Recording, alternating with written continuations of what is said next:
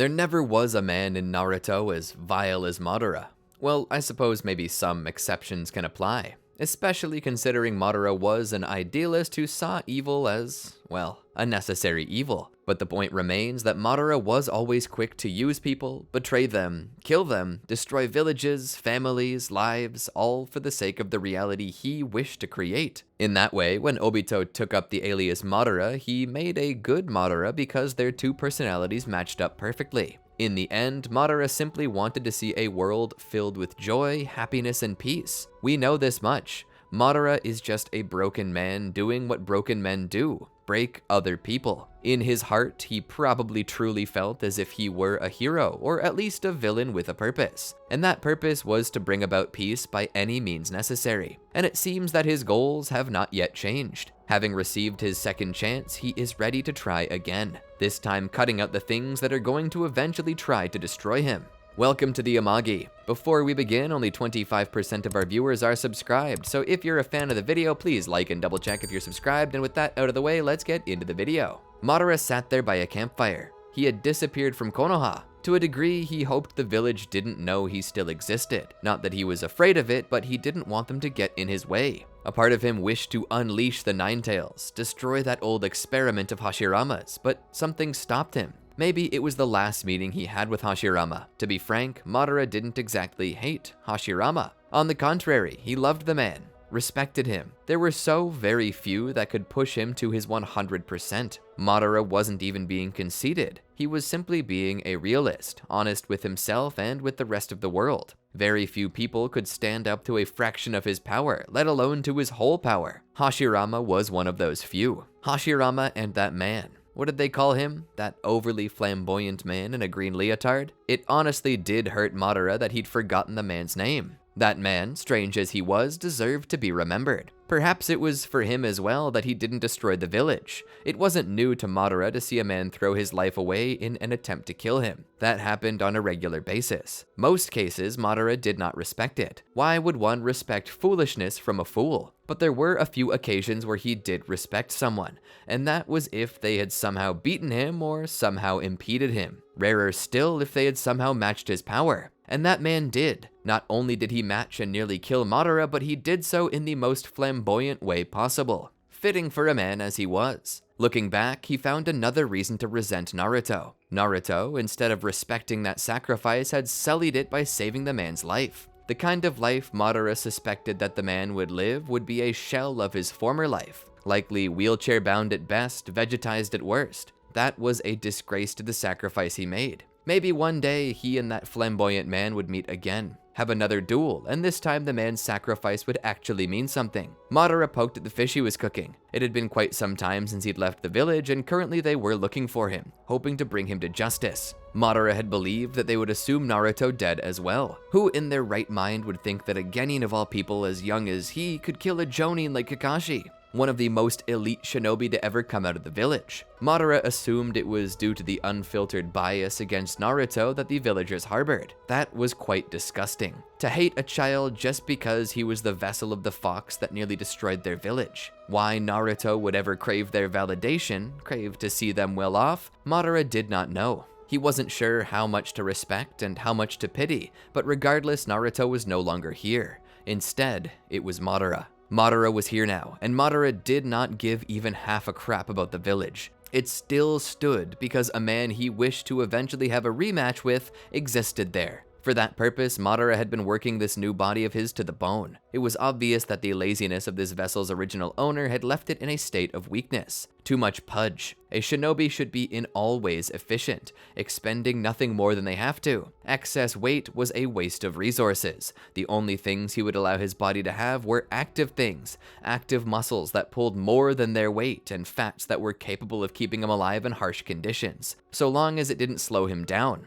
And currently Madara was working on strengthening himself. Any time he found to rest, he instead spent increasing his strength through various intense exercises and training. If this body would be his vessel, then it might as well be a worthy one. And the more his body strengthened, the more his chakra wells expanded. Madara was shocked with how much chakra this body could hold. There was a point where Madara began to wonder if he would have been luckier to have been born an Uzumaki before, but he quelled those thoughts. Regardless of the chakra, the visual prowess of the Sharingan was unmatched. The Hyuga came close, but it was the Sharingan that made the most of the abilities that Madara was looking for. It was far more focused than the Byakugan. The Byakugan offered a wide range of view, a whole 360 degrees of awareness mixed with telescopic vision, but there was no better reaction time than one would normally have. It seemed like a waste of time to Madara. With proper chakra control, one could detect anything around them without the use of their eyes. Madara could beat a Hyuga clan master blind, and that wasn't even a bluff. Madara, with or without his Sharingan, was still above most shinobi, but his Sharingan gave him an edge in combat that solidified his already absolute strength. That being said, Madara had reached a dilemma. As he was washing off his face by the river in preparation for eating his fish, he looked into his own image. That black hair of Naruto's was slowly beginning to fill out, and more he was looking like himself, save the 6 marks across his face like whiskers. But the issue wasn't with these things, but with the Sharingan in his head. He did not yet have access to the Mangekyo Sharingan, and he wasn't quite sure how to awaken it. After fighting in wars for so many years, one's senses dulled to the concept of loss, made making friends hard and made missing friends even harder. He wasn't sure how he would do this. An old, tried and true method of the Uchiha was to commit the ultimate betrayal of becoming true close friends with someone and then murdering them when their back was turned. This would spur the hatred to awaken something profound, but Madara wasn't sure how to make this work now. He began to believe that maybe he had been too hasty in killing Sasuke. I should have let him live long enough to awaken the Mangekyo Sharingan.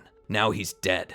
Madara had long since come to understand the truth about the Mangekyo though. It was always about the duality of reality, the nature of love and hate. Love and hate existed on the same spectrum. There was even a theory he posited that strong enough love and conviction could possibly awaken the Mangekyo, though such a thing had never been heard of before. But in this way, it never was the death of someone they loved or guilt that awakened the Mangekyo, but the hatred born from it. The absolute and utter pain and hatred born from any event. All he needed to find was a way to be filled with hatred. As he thought about everything that had happened, he smiled. Maybe it won't be so hard after all. Returning to his campfire, he saw a man sitting there already, poking at the fish. Madara attempted to recognize him. He thought maybe he knew who he was. He wasn't overly familiar, but he believed that he had, in the past or future, served with this man as an Edo Tensei. The man gave off an aura. Madara wasn't sure how to describe it. It was like the eye of a hurricane. An uneasy peace that you knew would soon be interrupted by something that could change your life forever. This filled Madara with unimaginable glee. A true Uchiha. This man brought honor to everything Madara once held up. Strength was absolute. Those who possessed strength had a particular type of personality, one of a steely will, one that would push themselves beyond what the natural man would call limits. There were no such things as physical limits, and just by looking at this man, he knew he had done the hard things. He approached. "Can I help you, stranger?" he said, his unnaturally deep voice for one as young as him betraying his mood with an unintentionally excited flourish at the end. The man looked up at Madara. "I had heard some rumors. I wanted to see if they were true. Now that I look into your eyes, I know they are." Madara felt his fighting spirit rising. This man. Madara recognized him now. He was the brother of Sasuke Uchiha, Itachi. "What rumors do you speak of?" Madara asked, attempting to coax out a negative response. Itachi looked him up and down. "So what's with this getup? Black hair, black clothes, you even bear the sigil of the Uchiha clan on your back, the Sharingan in your head. Do you really want to be an Uchiha that bad?" Madara smiled. "Who said I wasn't an Uchiha?" Itachi thought about it for a moment. "I do, because if you were, you'd be dead." Madara laughed. "And who's to say I'm not?" Itachi's face grew a bit more serious as he began to speak. However, before he could say anything, Madara spoke first. "A ghost. If you want to know what I truly am, Itachi Uchiha, I am a ghost. A ghost of a past from which you descended, and a future you will never see. I am unnatural to this world." Itachi rolled his eyes up for a second and shook his head before reaching down and picking up the fish Madara had been cooking. "I feel bad eating this in front of my teammate, but then again, I surmise he would have already done the same thing." Madara stopped for a moment. Teammate? Was there someone else around? He looked but didn't see anyone. He closed his eyes and began to focus on sensing chakra. Yes, there was another here. A second one, about as strong as Itachi. Madara opened his eyes. "How very kind of you," he said. Itachi looked up at him. "Kind?" Madara nodded. "You told me that you have a friend nearby. You informed me and caused me to sense for him. Now I know that he's here and where he is. Were you planning on using him to attack? Itachi, biting through fish, spoke again. No, he's not here to assist me in this fight. This is my personal beef, not his. He's just here to make sure we're not interrupted. Madara smiled. Oh, so we are going to fight. It was hard to hide his excitement. Itachi put the half-eaten fish down and stood. He popped his knuckles and his neck. All right, let's get to it. I'd like to reclaim those eyes in your head before it becomes too dark to see. It's 8 a.m., Madara said. Itachi looked at him with his Mangekyo Sharingan activated and began to bleed in preparation for going all out. I know, Itachi said. In a moment, he was gone, appearing behind Madara, ready to stab him with a kunai. But there were a few edges that Madara had over Itachi at this moment. First of all, Itachi had made the mistake of informing Madara that there was another shinobi. That had caused Madara to keep his chakra senses open to things he could not see, and right now, that was Itachi. Second of all, because these Sharingan were transplants, that meant they could never shut off, which frankly was alright with Madara. It simply meant that his senses would always be sharper. Currently, his reaction time was permanently at the very least base level Sharingan, which, even though the Mangekyo was faster, Madara was the base template from which Itachi procured all of his skills, which meant that the distance between Mangekyo Sharingan's perception and base Sharingan's perception would be overcome by pure mastery. And that led to the third and final edge. Madara was simply more experienced. Everything Itachi could do, Madara could do better. Though his body had changed, his mind had not, and to a certain degree, the most potent tool in a battle between shinobi was mind. Even if you were the most physically capable shinobi in the world, with the most chakra ever seen, it would mean absolutely nothing if you weren't smarter than your opponent. As Madara dodged the attack, his mind issued a silent challenge. Let's see which one of us is smarter. Madara jumped back away from Itachi, his grin beckoning the man whose brother he'd killed to follow him. Madara disappeared into the forest. Only his echoing voice could be heard.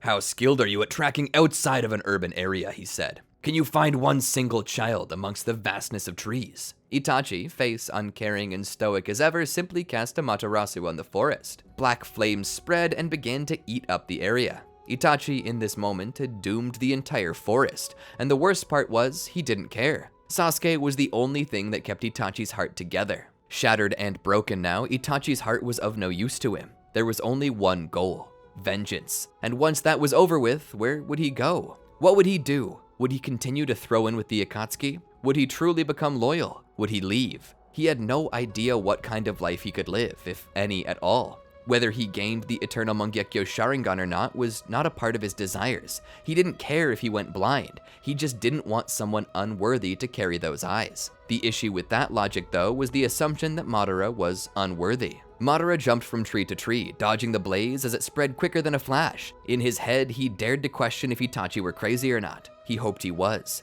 Itachi was more like Madara than he thought. The level of sacrifice he was willing to endure to reach his goal made him think that Itachi would have been the proper student to indoctrinate as opposed to Obito. Obito was shattered, and he couldn't move past himself to see the bigger picture. It wasn't about the world for Obito, it was purely selfish. Madara sensed that Itachi was one who cared more for the world than for himself. There was a healthy respect for Itachi within Madara, but Madara wasn't about to let that stop him from killing him. On the contrary, Madara saw Itachi as one of the few worthy of fighting him. Madara would never strip him of the honor of dying by his hand. He would jump into the nearest body of water, which turned out to be a small lake from which the nearby river flowed. Landing underwater, he turned around and looked up at the surface as the light of the sun was filtered by blackness of flame. Eventually, the darkness passed by. Madara rose up from the bottom of the lake to find that the trees were now dead and ashen. Coming to the shore, he felt a hand reach down and lift him by the collar of his neck. The uncaring gaze within Itachi's eyes told Madara that he was about to be killed, so Madara did the first thing that came to his mind. That was to gouge his opponent's eyes. As his two splayed fingers approached Itachi's eyes, Itachi raised a hand to grab them. Itachi gripped the hand and pulled it to his side. You're a fool. You forgot that I have two hands, Madara said as the grip on the hand holding his tightened. He then raised his second hand to gouge Itachi again. Itachi would toss Madara to the ground while still holding his hand. He would then spin in a circle and throw Madara into the nearest tree. Madara laid there for a moment, his hand gripping at his back as he let out a pained groan, like some old man having awakened in the morning to the stiffness in his back. Eventually, he rose to his feet. You would have done well in the Warring States period. Even my own brother Izuna would not have bested you. Itachi listened. What are these delusions? You claim yourself to be an Uchiha, to be the brother of Izuna. You make yourself out to be Madara Uchiha. I am Madara Uchiha. You lie, Itachi stated. I knew Madara Uchiha, or a man claiming to be him, and it was not you. Madara scoffed. That man was merely using my name. He is not Madara Uchiha. I am. Maybe I would give you the benefit of the doubt if I didn't already know for certain who you were, Naruto, Itachi said. What a shame, Madara said. I attempted to cover the identity of my vessel, but it seems I'm cursed to remain known as Naruto for eternity. Well, that's fine. I made Madara a name the world fears. I can turn the word Naruto into one as well. Madara began to walk closer to Itachi. Itachi was losing his patience. I will make you suffer 1,000 lifetimes worth of endless pain and misery, he said as he cast Tsukiyomi. Despite him casting his most powerful genjutsu, Madara simply walked right through it. How is that possible? Itachi wondered to himself. Itachi grit his teeth. Screw it, I'll give him my ultimate attack. Suddenly, Itachi formed his Susanoo, a large armored creature of which Itachi stood right in the middle. It carried a sword and a shield. Madara looked at it. Is this all? He asked. Itachi was confused yet slighted. Madara began to laugh, forcing a scowl to draw over Itachi's face. Madara finished his laugh and then began to explain. The power of the Susanoo is lost on you. This is hardly more than its weakest form. It's no more than an armored shell. I suppose it can't be helped though. The practice it takes to go further than this requires time, which the standard Mangekyo Sharingan does not possess. The true power of the Sharingan is the power of bonds, my friend. The loss of bonds awakens the Mangekyo, and only by continuing to push through the loss of closer and closer bonds does your true Mangekyo awaken. But then again, I surmise you know this. You desire my Sharingan, don't you? By taking them, you will awaken the eternal Mangekyo Sharingan. So take them from me. Take them and you will gain unimaginable power, but only if you prove yourself worthy. Itachi stood there in his Susanoo and looked down. I'm not worthy of those eyes. I never have been. But all that being said, I won't let you use them freely. I don't need those eyes. I simply need you to die. The Susanoo then took its sword and stabbed it into Madara to begin the sealing process. Madara had made a miscalculation. He had assumed Itachi would want to reclaim the eyes, but no, he wasn't like Madara. There was something fundamentally different about Itachi that made him so unlike Madara that he would sacrifice his own eyesight and stunt his own power. Madara, panicking, had no idea what to do. As Itachi saw Madara being pulled into the gourd, he let out a sigh. With the battle over and the murderer of his brother sealed, Itachi dropped out of his Susanoo. His eyes bleeding, he could hardly see at all. He let out a cough, blood dripping from his mouth as he wheezed. He knelt down to catch his breath. Certainly, he had just shaved at least a year off of his life, perhaps more. His body was in such bad shape, Itachi wondered if today might be the day he died. It was then that he felt a hand grip his shoulder and a blade push into his back, piercing his heart from behind. As the blade was twisted and ripped out, Itachi fell forward with a violent expulsion of blood. He turned around and saw Madara standing there above him. One of his eyes was a ghostly white, no longer bearing the vibrant red iris or the tomoe that defined it as a Sharingan. Madara stepped forward and straddled Itachi, kneeling over him. I'll admit, you almost got me. It's been a long time since anyone has pushed me that far in battle. I misjudged you, Itachi. I thought you were like me, and I assumed you would do everything I would do. That was my mistake. As it turns out, you are not like me. You're a sad, lonely, miserable man with no goal in life besides feeling sorry for yourself. Your strength is admirable. It's too bad it's wasted on someone like you. At about that point, Itachi died, no more blood reaching his brain, blood starting to bubble up out of the wound. Maybe he wasn't brain dead yet, but he was well on his way, and pretty much nothing would stop that now. Kneeling over his body, Madara inspected the Sharingan. Mangekyo, I could use those. Closely inspecting them, he let out a sigh. Almost blind. Probably not even worth the effort, but I suppose I'll take them anyway. He extracted them and sealed them away in a scroll. As he did so, he looked up and saw another man dressed in the cloak of the Akatsuki. He saw the marked-out headband of the mist, and on his shoulder he carried the blade Samehada. The two stared at each other for quite some time. Kisame seemed to display a bit of distress, confusion, and shock due to seeing how this child had killed Itachi, one of the toughest Akatsuki members. That did not mean that Kisame feared Madara by any means. It simply meant that he didn't expect that to happen. You killed my partner. That's grounds for me to inherit his grudge. Madara unrolled a scroll and pulled from it a hand scythe. From the bottom of that scythe extended a chain with a sharpened kunai at the other end. Kisame unsheathed Samehada. Swim home, fishy. You don't want this, he said. You underestimate me, he asked. No, I estimate you perfectly. You do not possess a Sharingan. You believe your precious Sharingan gives you an immutable advantage, Kisame said? How such a fool could defeat Itachi, I'll never know. That's the same I say of you, Madara said. Go home before I decide you're worth killing. Kisame pointed the blade forward. It growled and barked at Madara like a rabid animal. I think I would rather let my blade feast on your chakra. Kisame had the advantage here, and he knew it too. The reason being that he was near a water source. That water would allow him to utilize water-style ninjutsu easily and with less chakra cost. Kisame pressed the attack, swinging his blade, hoping to connect and steal more chakra from Madara. Madara, stepping back out on the water, was followed by Kisame. As the blade went in, Madara blocked it with his hand scythe while swinging the chain. He let fly the kunai toward Kisame's face, causing Kisame to dodge left to avoid it. Keeping his momentum going, he reached his hand down and pressed it against the water before flipping his feet around for a leg sweep that pressed Madara back. Madara jumped away and then spoke. Is this truly it? Is this the technique that you thought would give you enough advantage to defeat Itachi? Don't be ridiculous. He chuckled. Kisame smiled, showing more of his carnivorous teeth. Oh, trust me, we're not anywhere near finished yet. Kisame straps his blade to his back and begins to weave hand signs. Water release! Great exploding water colliding wave! Suddenly he forms water in his mouth and collides it with the water in the lake, causing it to rise up into the air. As that happens, he weaves more hand signs. Water prison shark dance technique! Suddenly the water around them forms into a giant bubble, resembling a tiny droplet, held together by surface tension on a grand scale. Madara is caught up in the water bubble.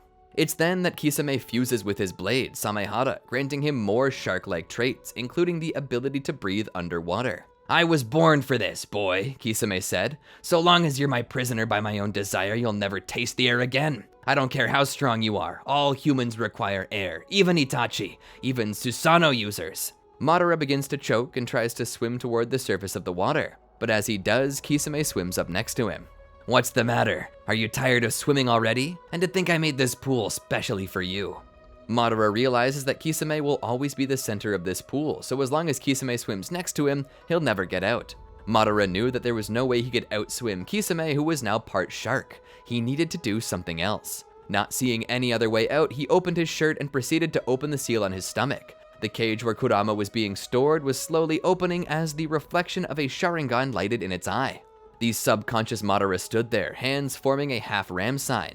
Be a good boy, he said. At that moment, the water around Madara began to boil as the chakra grew thicker and thicker. Eventually, he went from version 1 to version 2. Going deeper, more tails began to form as even bones appeared. Kisame was shocked. This boy is the Nine-Tails Jinchuriki? Kisame and Itachi had yet to receive orders to bring him in, so they did not know who he was. Not until now. It was here that Kisame began to believe that this was a fatal mistake he had made. As muscle formed, flesh and fur grew over the sinew. The full nine-tailed demon fox appeared in all of its terror. He opened its mouth. A muffled roar exited that reverberated through the water. It then began to form a tailed beast ball in its mouth. Kisame saw it and knew what it meant. He began taking evasive maneuvers. This was quite the conundrum. His technique required him to remain close to his target or they would escape. But now he knew he couldn't get that close without being harmed. The tailed beast ball rushed from its mouth and flew through the water. Kisame barely dodged it, though the mass and speed at which it moved displaced a lot of water and pulled him into its trail against his will. Suddenly, a claw reached out to slice him. Kisame pushed back to escape it, but felt his legs ripped off by the claws that he could not escape from. There was now blood in the water. Despite that, Kisame didn't give up. He used the blood as a smokescreen, likening it to the ink of a squid. At this point, Kisame knew he had to finish off the Nine-Tails as soon as he could, because there was no way he'd be able to escape on foot. Not anymore, and he needed to quickly staunch the bleeding. He began to swim around the Nine-Tails. Despite the dangerous nature of this, he knew that his best chance right now was to simply outlast the beast in a battle of attrition. He needed to ensure that the Nine-Tails drowned before Kisame himself bled out. As Kisame continued to circle, he noticed it charging another tailed beast ball. There's no way it can see or even sense me. This entire body of water is filled with my chakra, Kisame thought to himself. There's no way it'll hit me. For that purpose, Kisame decided to hover behind the Nine-Tails for a moment, hoping that the current made by the ball's movement wouldn't suck him back in. But then, something unexpected happened. Instead of firing at Kisame, it instead fired the ball down at the ground. As soon as the ball collided with the ground, it released a blast about as powerful as a small nuclear warhead. The water displacement and vacuum left behind overpowered the surface tension created by Kisame's chakra, causing the bubble to rupture, exploding to pieces. Kisame was launched out of the bubble, into the air, the Nine-Tails below finally able to get a gasp of oxygen. Kisame flew quite a distance before falling from the sky, striking every charred branch of the trees left by Amaterasu. Hitting the ground, he laid there. He wasn't entirely sure how long he was out, but when he opened his eyes, he knew it must have been quite some time, as Madara was now sitting upon his chest holding his hand scythe. Kisame looked at Madara. "I underestimated you," Kisame said. "For that, I deserve the fate I'm given." Madara sat there for a moment and looked at him. "Let me ask you, do you know a man among your group who wears a swirling mask?" Kisame didn't say anything. Despite his death being clear, he refused to give up any information, and Madara knew that. "No need to tell me. I know you do. I have a message I want you to deliver for me. Tell that masked man that the real Madara Uchiha has returned to life and is looking for him." Madara then got off Kisame and began to walk away. All the while, Kisame watched with awe at the boy who dared carry the name of the ghost of the Uchiha. Who was he? How could he do this? What were those Sharingan? He couldn't be sure that it was the real Madara, as the man that the boy spoke of considered himself to be Madara. All the same, Kisame felt as though he was required to tell the masked man about this, because if he didn't, things were going to go south very quickly. Eventually, Kisame was picked up alongside the body of Itachi. Pain stood nearby to Kisame as he was tended to. His legs were being replaced with Zetsu flesh, not unlike that used by Obito. What happened out there? Pain demanded to know. In the corner of the room, Obito stood propped against the wall listening. Despite being out of sight, Kisame could smell his presence. "There was a boy. A very powerful boy. He killed Itachi. I can't be sure how he did it, but he did. His hair was black. He had Sharingan, and he wore the crest of the Uchiha on his back. When I faced him, he was a beast of a warrior, something I've never seen any mere genin become. And when I finally thought I had him pinned, he unleashed the Nine Tails and proceeded to just destroy me." This boy was the Nine Tails Jinchuriki. I had heard that the Nine Tails Jinchuriki was killed. "It can't have been him," Konan said nearby. "The Nine Tails Jinchuriki is blonde and an Uzumaki. He's not an Uchiha." "If they're not the same person, then who was this new Jinchuriki?" Pain asked. Pain sat up so he could see Obito. Obito's eye met Kisame's through the mask. Kisame seemed to have a sarcastic, sadistic smile on his face. "He said his name was Madara Uchiha." Pain and Konan were confused. Kisame then looked at them and spoke. "Yes, you heard me right. In fact, he didn't just call himself Madara, he said he was the real Madara Uchiha." Pain and Konan looked to Obito. Obito spoke. "Plenty of people will try and take my name for intimidation factors. Will you take the word of a small child over mine?" "That reminds me," Kisame said. "The boy talked about you." Obito was confused for a moment. "Me?" Kisame nodded. "He wanted me to deliver you a message. He said to tell you that he's coming for you." And he didn't seem happy. Obito scoffed. "Let him come. I'm not afraid of a tiny child." "You should be," Kisame said. "That boy may have just been a kid, but he was far from a child. Taking down Itachi's no easy feat. Even you would have struggled, I think. Don't underestimate him, Madara. It would be a fatal mistake if you do." Pain put his hand on Kisame's shoulder. "Lay back and rest." Pain looked at Obito with suspicion. Obito pushed off the wall and turned around to begin to walk out. As he did, Black Zetsu appeared beside him. "Tell me, Zetsu, is that boy truly the rebirth of your master?" "I am unsure," Zetsu said. "I have not seen him." "If he was, why would he be upset with me?" Obito asked. "I do not know. As far as I have known, you haven't deviated from your predetermined path." Obito nodded in understanding. In truth, Obito had deviated, but in ways that nobody could have known. Most of it was in regards of not desiring to revive Madara, which nobody to this point knew of save Obito himself. He looked to Zetsu. "Check it out for me. See if it's true. If it truly is your master, offer an olive branch for me. I have no reason to have drawn his ire." "And if it isn't our master?" Black Zetsu asked. Obito looked at him through the single hole in his mask. "If it isn't Madara, then bring him in. We need the Nine Tails." Zetsu nodded and then disappeared into the ground. Obito walked to the window and gazed out at the rain falling upon the cityscape. If it truly were Madara, Zetsu would know, and that would throw a wrench into his plans. Black Zetsu moved toward Madara, appearing behind the boy and slowly approaching his camp from behind, which also happened to luckily be downwind. As he drew closer, he heard a familiar voice speak. "Zetsu, executor of my will." Zetsu was confused. "You're not Madara," the Zetsu said as the boy turned around to face him. "You're Naruto." Madara shook his head. "You know who I am."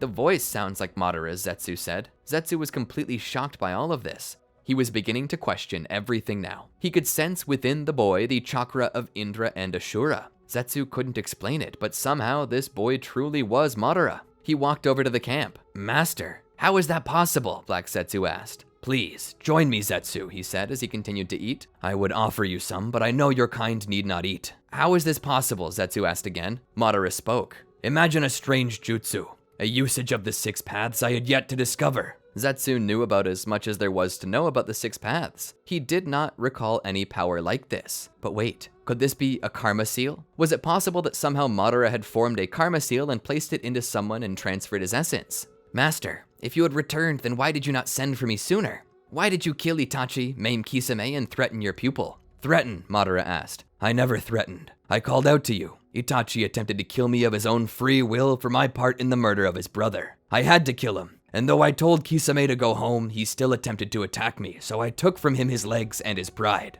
My message was never designed to be a threat. Zetsu's shoulders dropped. A smile crept across his lips. It's good to see you again, Master. I will escort you. Shall we head out in the morning? Madara shook his head. No. I crave to return to work as soon as possible. Let us head out now. Zetsu stood. If that's your wish, I will lead you. Madara extended his hand. Zetsu grabbed it to help the boy to his feet. As he went to let go of the hand though, Madara's grip tightened. Zetsu looked at the hand and then at Madara. Master? Madara looked at Zetsu and sighed. Oh, Zetsu, I have to admit, I never anticipated you to be a traitor. I believed that I'd created you. But you had been with me for a long time, hadn't you? Working to revive your mother. Zetsu's eyes widened and he began to pull away. What are you talking about? Don't try to lie to me. I know about you and your mother, Kaguya Otsutsuki. I know of Obito's plot to betray me. I've been surrounded by nothing but traitors. It's time I fix that. Zetsu tried to pull away in terror, knowing Madara had found him out, but the rage in Madara's heart gave his grip a supernatural strength. Suddenly, Madara's right eye formed into Itachi's Mangekyou Sharingan. From within, he cast a Materasu. The black flames touched Zetsu as he cried out in agony. Madara held his hand tightly until Zetsu was almost entirely covered. Madara would then proceed to cast a Materasu again to increase the flames. He didn't want even a speck of Zetsu escaping. He would not be betrayed by this lowly beast again. Burn away, Zetsu. Burn to ash. Burn to nothingness and take the will of your mother with you. Zetsu let out one last cry, his voice screaming out, Mother Kaguya, before his body turned to ash. To be absolutely sure he had finished Zetsu off, Madara used a Materasu once more to set the entire field ablaze. He sat there and growled in anger. His right Mangekyou he had taken from Itachi was now blinded. Pulling it free from his head, he looked at it for a moment before tossing it into the flames alongside Zetsu's ashes. I'm finished with you, Zetsu, but I'm not finished with Obito. I will find him, and when I do, he'll wish he died that day in the cave. And that's where I'm gonna call it for today. Madara's desire to destroy Zetsu has finally come to pass. With Zetsu gone, Kaguya can never return to sanity. She will forever remain within the Ten Tails, trapped within the body she took to destroy her 2 sons. And with the threat of Kaguya gone, only a few remain to get in his way of achieving what is rightfully his.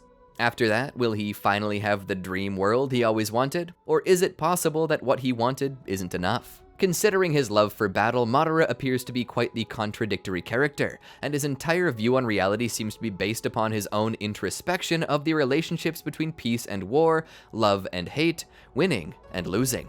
Perhaps Fu knew this from the start when proposing this deal, but that in and of itself poses a new question. What will Fu and Madara do when the deal is completed? I guess we'll just have to wait and see. Make sure you subscribe and ring the bell so you don't miss the next part of this riveting new plotline. And don't forget to like and leave a comment. We would love to hear what your opinions are of this plot and things you might like to see in the future. Anyway, until next time, peace out.